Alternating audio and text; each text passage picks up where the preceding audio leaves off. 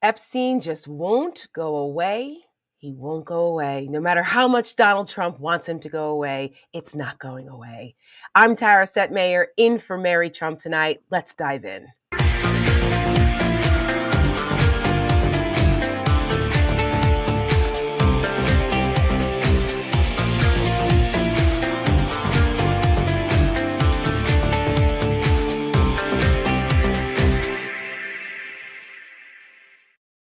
Good evening, everybody. Welcome to Mary Trump Live. I am Tara Setmayer, in for Mary. She will be back tomorrow.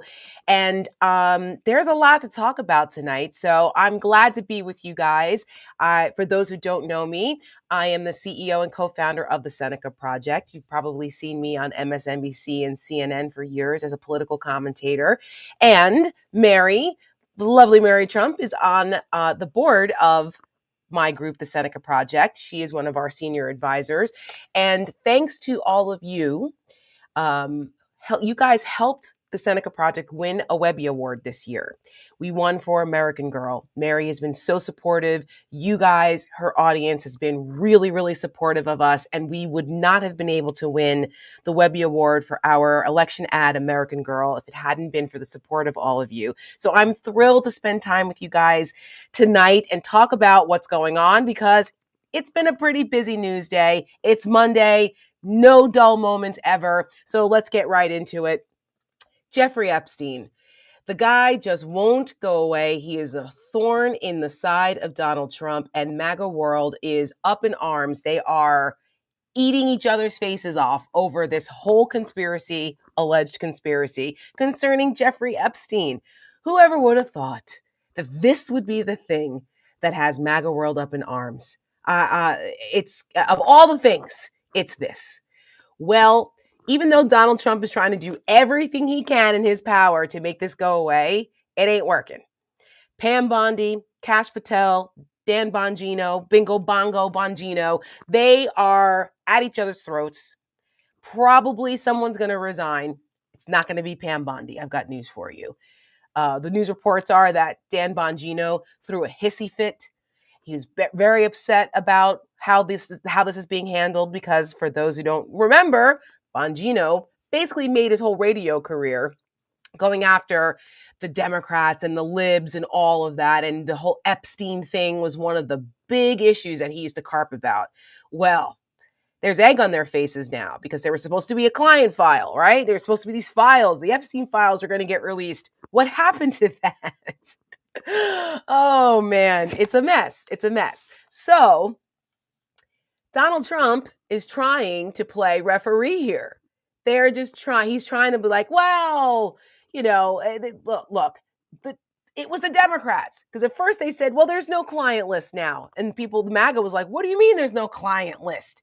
They talked about this. Pam Bondi went on Fox News and everywhere else talking about it's on her desk, for God's sakes. But where is it now?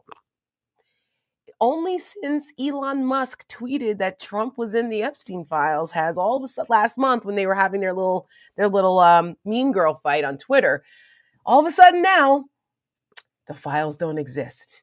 So, I mean, do we believe it? Do we not believe it? I don't know. It seems to me like there's some CYA going on here. But to watch MAGA world, Charlie Kirk, they had Turning Point USA. His organization had a big conference over the weekend, and they had all the big wigs in MAGA world there. I mean, Laura Ingraham, Steve Bannon, he's trying to tamp it down because Elon claims Bannon's in the files. I don't know, maybe. Megyn Kelly coming out, all of them saying, hey, what's going on here? Seems like a cover-up. So is MAGA turning on each other? I don't know. Laura Loomer, who is a god-awful, despicable human being, why anyone even gives her any time of day, I'll never understand. But she's quite influential with Trump and in this White House, which tells you all you need to know. Between her and Stephen Miller, I don't know who's worse. But they're even Nick Fuentes, okay? The guy who is like the self-proclaimed Nazi, the white supremacist, Nick Fuentes, even he's like, MAGA's over. Trump's a liar. It was all bullshit. I mean, I don't know whether I want to say it's glorious to watch because it's so also asinine in a lot of ways, but it also highlights just the hypocrisy of all of it, where the whole QAnon conspiracy theories are intersecting with MAGA BS, and now Donald Trump is in the middle of it, and he's trying to manage it all. Well, the Democrats now they're looking at this and seeing this as an opportunity because they're going, wait, hold on, release the files. Why? I mean, we don't have a problem with it. Trump is blaming Democrats and Biden, saying that, oh no, that it's all it's a conspiracy by them now. So people are going, well, which is it? The files don't exist, or they do exist, but they're made up by the Democrats. They can't get their lies straight. So while MAGA is tearing each other apart, the Democrats are getting in on it. And you've got Representative Ro Khanna. He's announced that he's filing an amendment to the Genius Act that would force Pam Bondi's DOJ to, quote, retain, preserve, and compile any records or evidence related to Epstein's investigation, prosecution, or incarceration. And this would also apparently require Bondi to publish those records on a publicly accessible website within 30 days of the bill being signed into law. Sounds reasonable. Now, we all know, okay, that this is never going to see the light of day on the floor of the House, but at least Ro Khanna is doing it. And he's not the only one. He's got Representative Mark Vasey of Texas, another Democrat. He said he plans to introduce a resolution demanding that the Trump regime release the Epstein files. And then you've got other proposals that people are trying to use to hey, let's expose it. But we all know the Republicans are not. Mike Johnson, Speaker of the House, controls what bills go to the floor.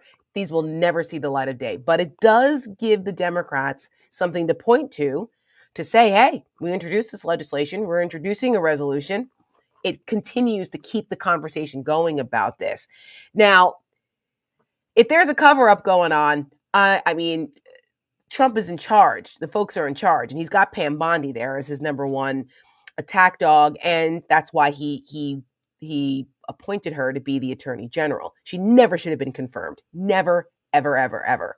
But she's the one who ultimately makes the decisions about what gets seen and what doesn't, and what's enforced and what doesn't. So Congress, they can subpoena all they want, they can try, but the DOJ can say, F you, we're not going to do it, right? Emile Beauvais told people to ignore judges, ignore orders, tell them F you. So, and he's up for a federal judgeship. That's another conversation. But there's another character in this Epstein saga that is emerging, and that's Epstein's right hand, okay? Ghislaine Maxwell, who's sitting in a jail cell. She's got 20 years. She was convicted of the whole sex trafficking thing with him. And she's now saying she'd be willing to testify before Congress. Could you imagine? That would be something else. Again, I don't think you're ever going to see her testify before Congress, but there's nothing stopping her from giving an interview. She can give interviews from jail. Plenty of people have.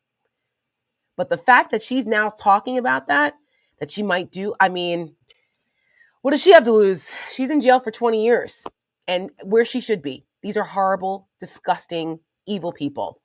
Nobody should cry tears or lose sleep over the fact that Jeffrey Epstein's not on this earth anymore, or that Ghislaine Maxwell is going to rot in jail, because that's where they belong. But the drama around this is pretty extraordinary. And it's also up to Pam Bondi because Maxwell is appealing her case. So the DOJ has a deadline here about whether they're going to try and further cover up what's going on with Epstein, because Maxwell appealed her sentence to the Supreme Court. Now, the Supreme Court doesn't have to take it. They can say no. But that deadline to decide is today. And that's up to Pam Bondi. She decides, is she going to have the DOJ handle the appeal or what? They haven't given any indication on how they're going to respond to this. But I wouldn't hold my breath that Pam Bondi is eager to do this, because she's too busy also managing what's happening with Bongino and Kash Patel over there at the FBI. Now, there's been reports, CNN was reporting it today, but it's been all over, the New York Times as well, that there was an epic fight between Bongino and Pam Bondi over this whole Epstein thing, and that Dan Bongino threw a hissy fit and decided he wasn't showing up for work on Friday. Now, I'm not sure as of right now whether he actually showed up today or not, But I do know, based on the reporting from the New York Times, that there was a lot of phone calls going on back and forth over the weekend, that Trump was pissed that this was happening, that they're all fighting amongst each other. He wants them all to just get along. It's a terrible distraction for him. But even J.D. Vance, in between his prancing around Disney World, Disneyland in L.A. over the weekend, he was on the phone fielding calls, trying to tamp it down, trying to get everybody to get along. It's been a mess for them. So I don't know what the over-under is of how long Dan Bongino stays in his role as the number 2 at the FBI. But if you all remember, Dan Bongino hasn't been very happy about his job. He was bitching and whining about it last month on Fox News about, how hard he works. And, I'm separated from my wife and I get in at 7 and I'm here till 6 at night. And I can hear Kash Patel's water running. Our offices are right next to each other. And we work so hard. Shut up. Okay, shut the hell up. That's not what he's whining about. He's whining that he's not making millions of dollars bloviating and being a jerk off on his radio show like he was before he got the job. I mean, you want to talk about someone who has no business running the FBI? Kash Patel either. These guys are January 6th sympathizers. They're complete incompetence. You got to be kidding me. And he's bitching and whining about that. The number 2 job, the job that Dan Bongino has, is basically responsible for the day-to-day operations of the entire FBI. That is a huge responsibility. This guy's not cut out for that. So I think, this is my theory, we'll see what happens, but I think that this is the off-ramp that he needs to finally leave the FBI and go back to his life, yelling and screaming into a microphone where he has literally no responsibility whatsoever, and he can go back to making millions of dollars. I don't suspect he stays much longer. If he does, maybe just because they don't want another news cycle of him leaving, or not, they just rip the Band-Aid off and he says goodbye. I'm not sure, but I don't think, I can tell you what I am pretty sure of is that Pam Bondi's not going anywhere. As much as people are calling for her head, it's not going to happen. She's too valuable to Trump and too willing to do anything he wants. And she's continuing to do his dirty work. And this is exactly what we all warned about. But when she was going through the confirmation process, we all warned about this. So why anybody surprised that this is what she's doing? Because this isn't all she's doing. I mean, the ethics questions around what's happening at the DOJ, like the literal weaponization of the DOJ every day by these people, is outrageous. It is outrageous. I hope that if we ever get out of this and we actually have another election and Trump and MAGA are voted the hell out of here, that there are like Nuremberg level trials here for all of what's been going on. The level of corruption and illegality and all the things is just hard to fathom. So I just hope that we finally get to see some kind of reckoning, because my God, the reports now, there is more to what Pam Bondi is doing. I don't know if you guys heard about this, but she, in the middle of all of this, just fired a whole bunch of DOJ employees again. There was another mass firing on Friday. I think it was 20 people who worked on the January 6th case. So the retribution tour continues here. These were basically all the people who were on Jack Smith's team or anyone that had anything to do with the January 6th prosecutions. No call. What's the cause? So now they're saying that the total is 35. 35 people, including U.S. Marshals, staff attorneys, and support staff. Now, the firings were reportedly delayed due to all the chaos going on inside the DOJ. But that's every day. I mean, is there ever a day that there's no chaos going on? This is the chaos presidency. It's chaos every day.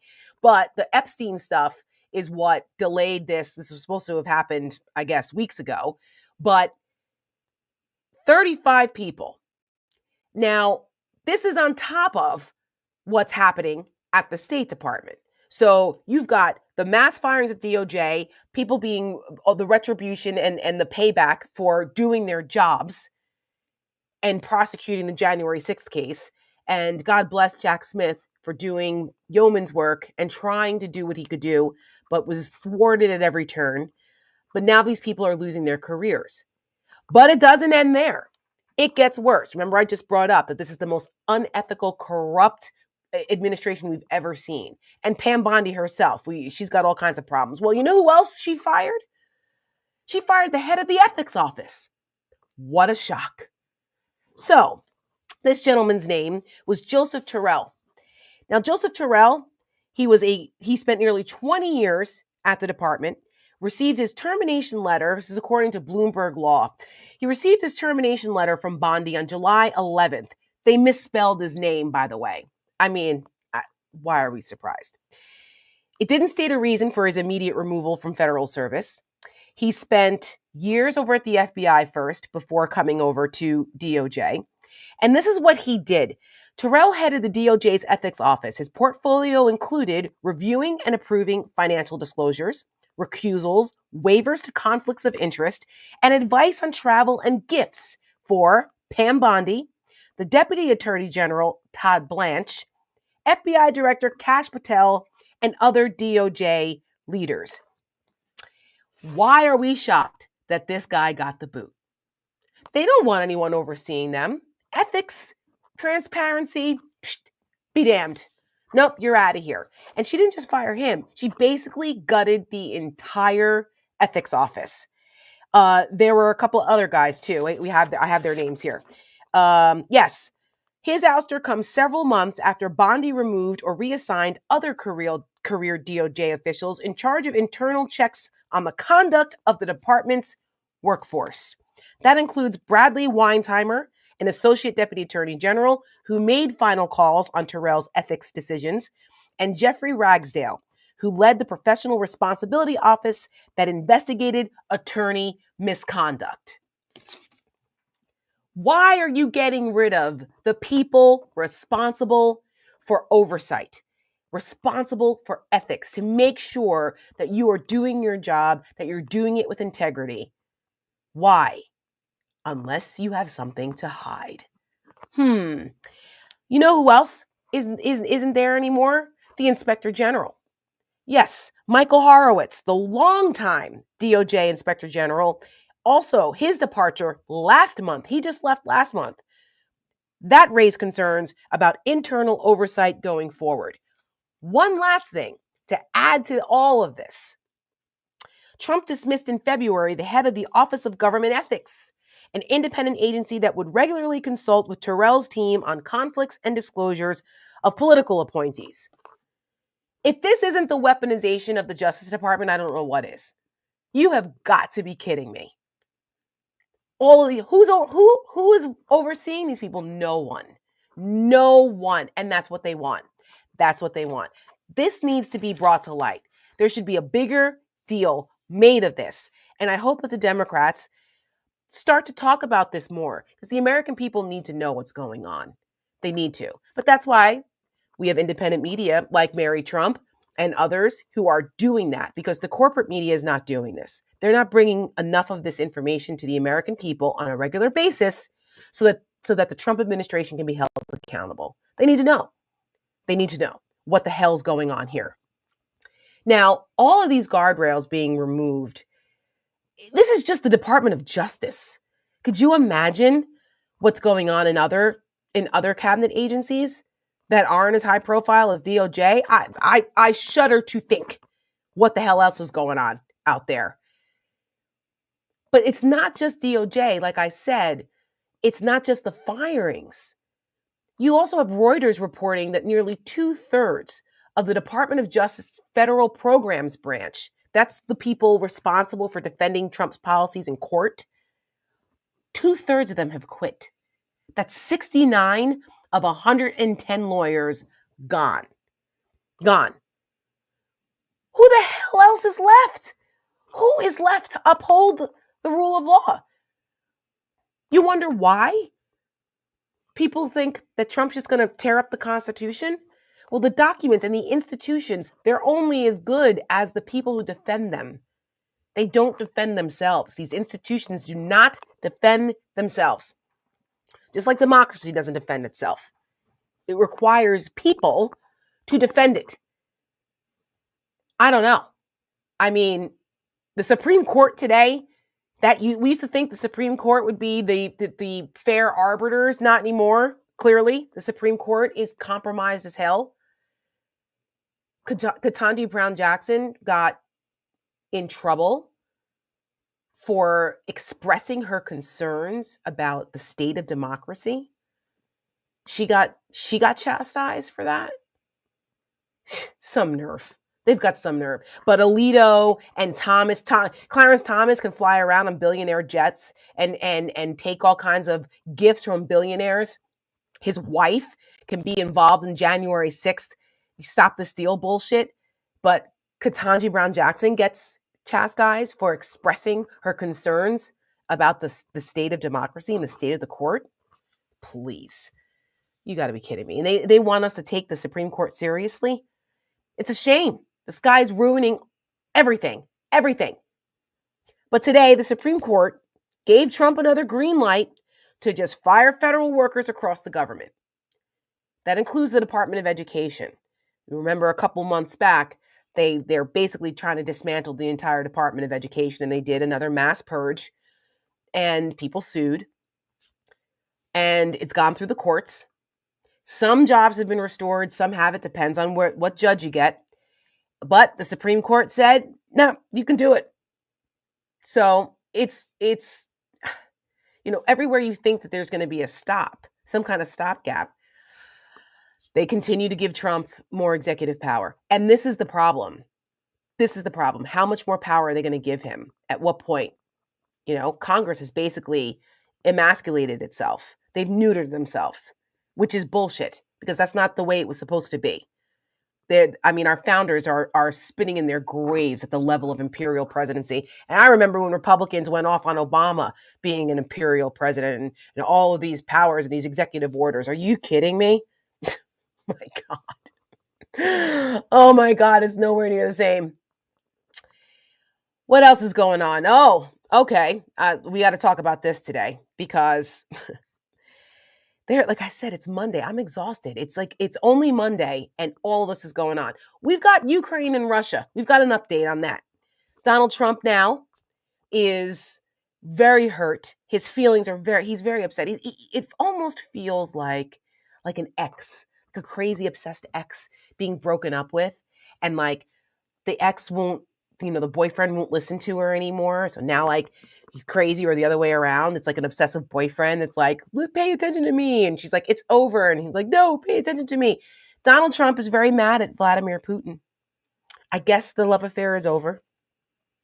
He's upset because Trump was supposed to get a deal in the first 48 hours or day one that he was in office. He was going to end the war in Ukraine. I'm a deal maker. It's going to end with me.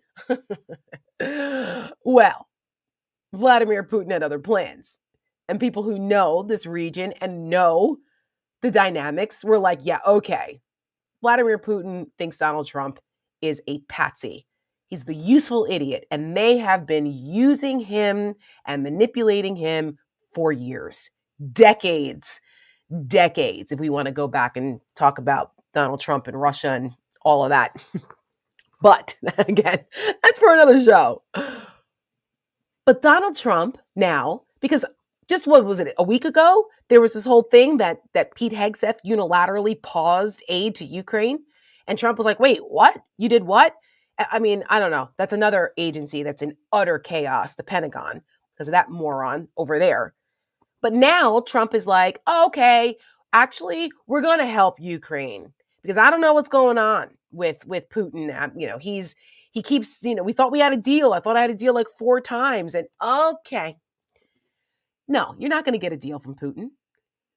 And after all the hubbubaloo about not supporting Ukraine, which we should be absolutely supporting Ukraine with no questions asked, now Trump is like, okay, you know what? We're going to sell weapons to NATO. So now we got NATO involved. Remember, he wanted to pull out of NATO. Now, okay, NATO's our friend again. He's going to send weapons, have NATO buy them. And then the weapons from NATO, they'll send them to Ukraine.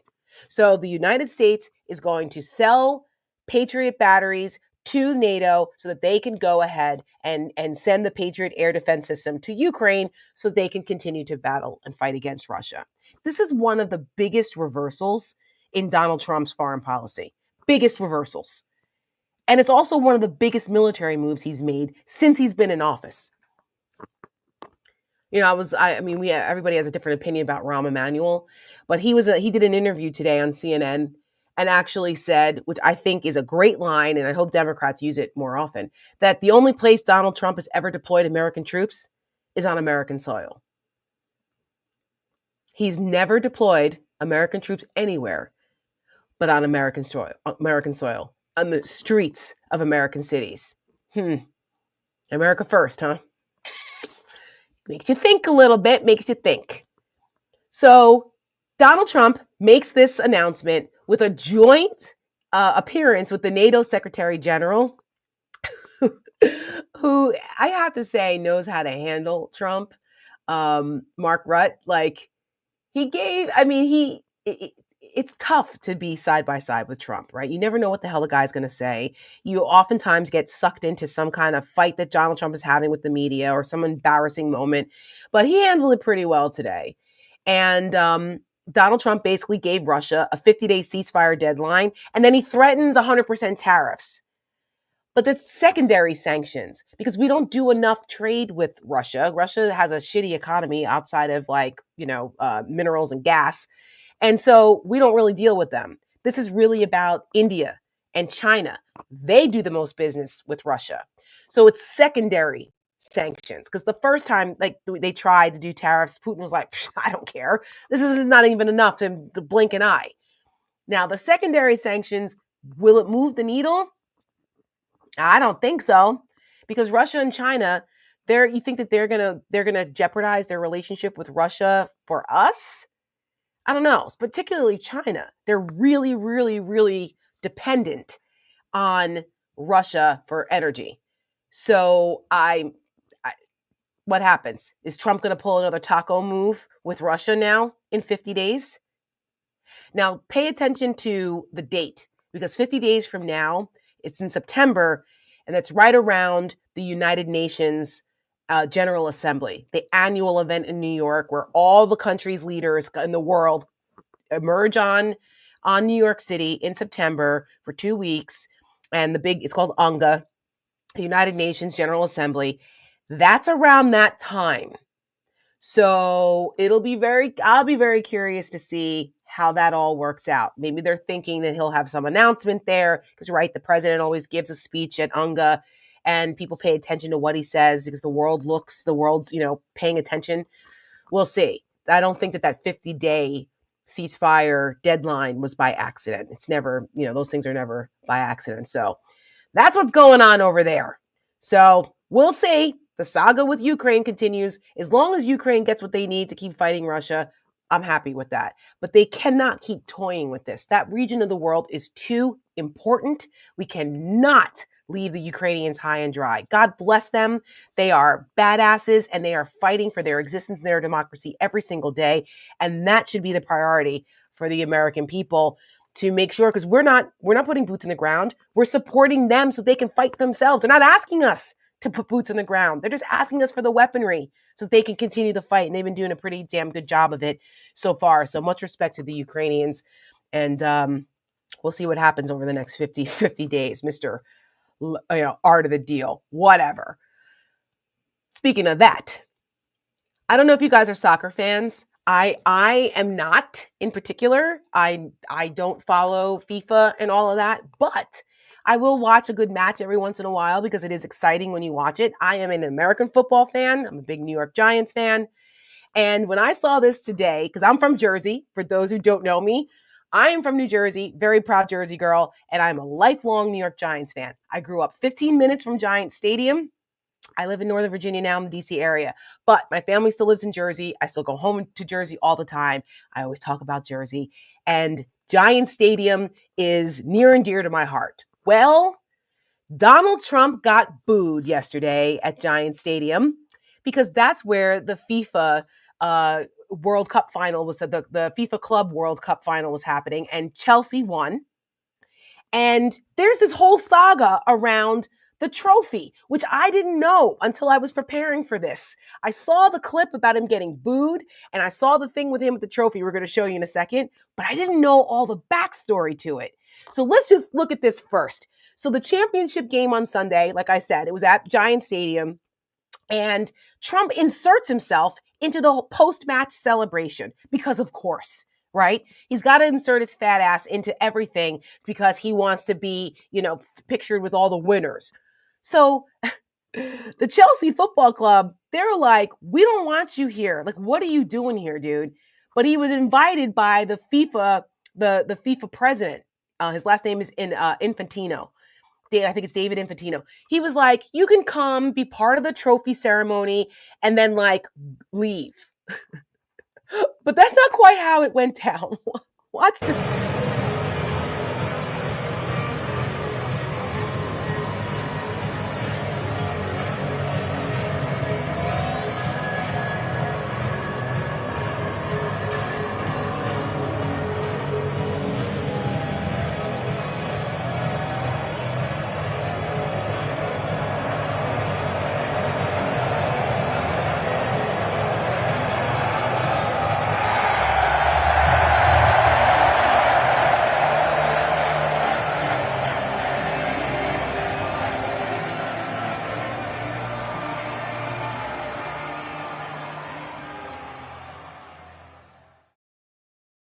Nah, I knew he was gonna be here, but I didn't know he was gonna be on the stand when we left the trophy. So I was a bit confused. Yeah.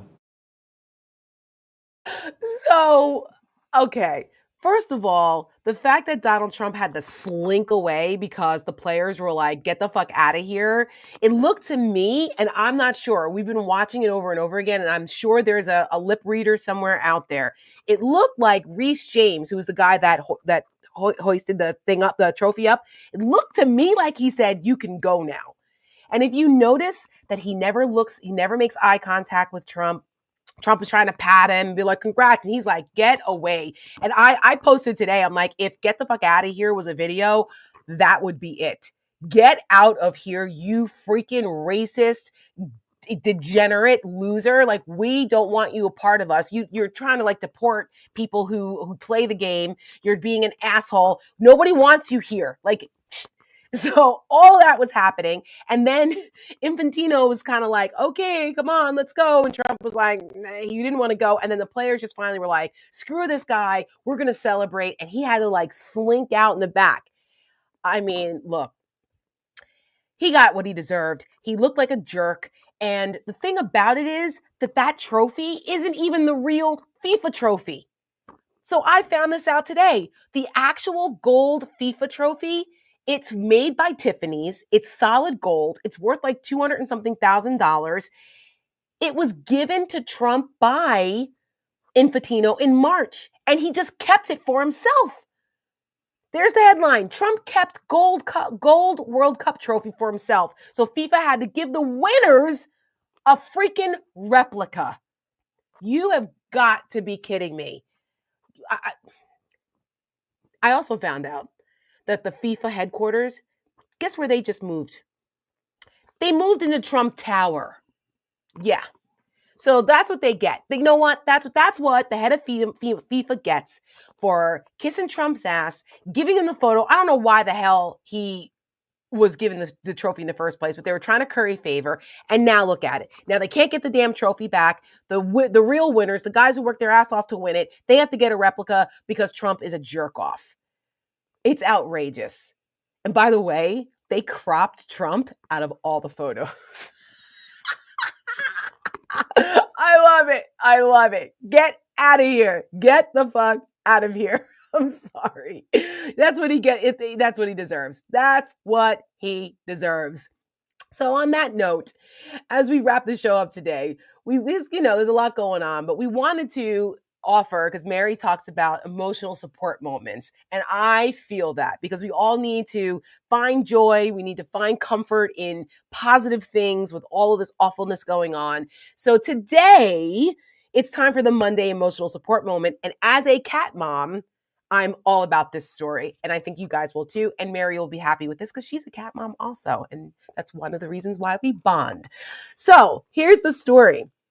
Somerville, Massachusetts residents have two opportunities to vote this year, one for their mayor and naturally one for their bike path cat mayor. Yes, this is a thing in Somerville, Massachusetts. There's a little scandal even going on with this. Check this report out from NBC 10 in Boston. Scandal.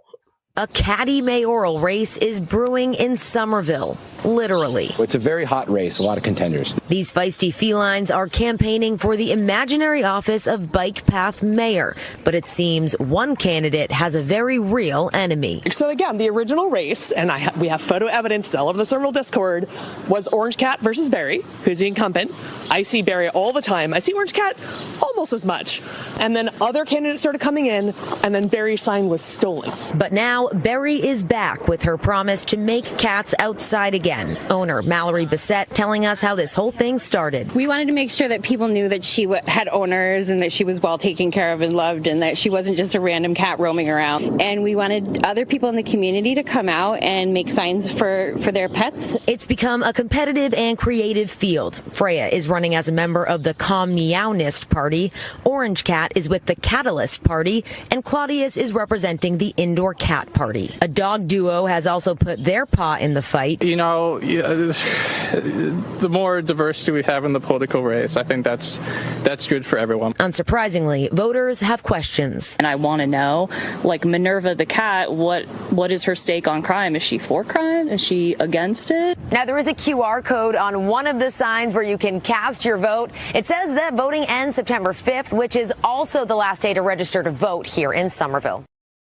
Oh my gosh. Who knew? I mean, they have their own parties. There's QR codes involved. This is great. I'm going to follow this race now. I want to know what's happening. Is there polling?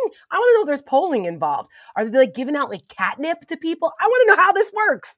I want to know how this works because we all know that cats do what the hell they want to do. And so they're not like dogs, right? Cats do what they want to do. Well, I'm all for it. I'm going to be following it. And, when I saw this story, it reminded me of my cat. I have my beloved cat, Tiki, who was almost 18, passed last year in September, and I was a mess.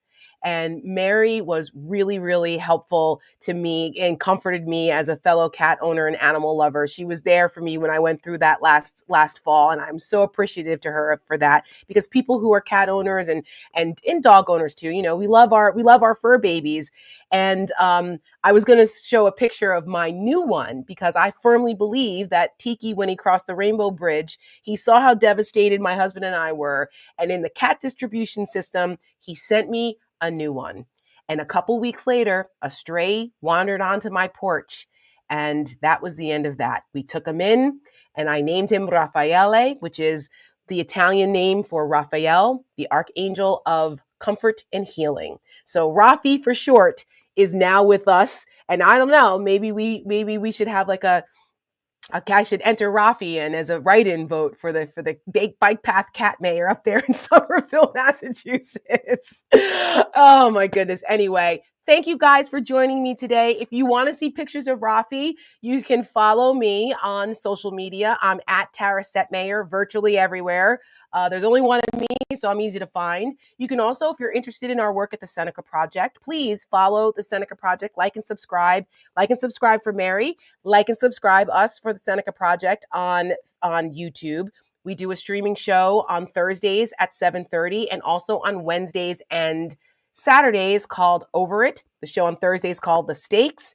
And if you support the Seneca Project and our videos and our content, because we're kick-ass killer messengers and we're women-led, please feel free to go to senecaproject.us and support us. We also have cool merch. My hat says American Girls Never Back Down. That was our Webby acceptance speech because it can only be 5 words. So we have all kinds of cool merch about American Girls Never Backing Down because we don't, and neither do Jersey girls. So on that note, thank you guys. You can also, I also have a Substack. It's called Uncompromised. So if you want to check my Substack out, I'm still kind of developing it, but go and and subscribe to my Substack, and you get to also see bonus pictures of Rafi. Thank you guys for hanging out with me, giving big hugs to Mary so she feels better, and she will be back tomorrow, I believe. And I will see you guys, hopefully, on Nerd Avengers. Take care. Have a great night.